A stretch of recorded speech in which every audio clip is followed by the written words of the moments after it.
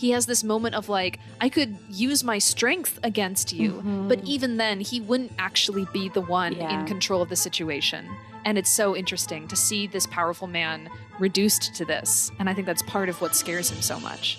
And I think I completely agree with you. I think there's that he doesn't have control over this, and that is part of the reason why he's been doing all of this lying, is that he knew that this was going to be a point where he would lose his control, and that by keeping those secrets, that was the only way he was able to keep that.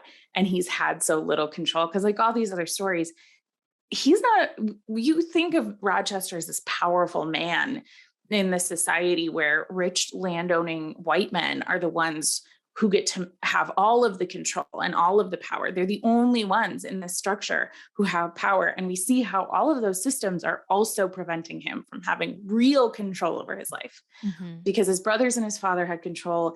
And then so much of that control, even though she didn't gain any control, went to Bertha. Bertha's sheer existence made it so that he no longer had control over his life.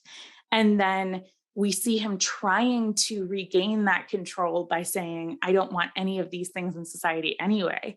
And these months back at Thornfield with Jane, he's desperate to keep that control, and it's all gone. And she has all of it. And control doesn't mean that you get what you want.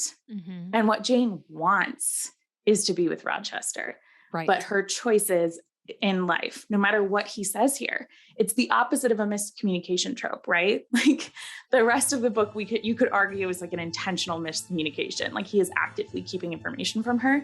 And it's not that we don't understand each other.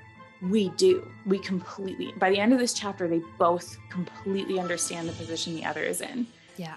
And it's still not going to work. Oh, it's so amazing. It's so amazing.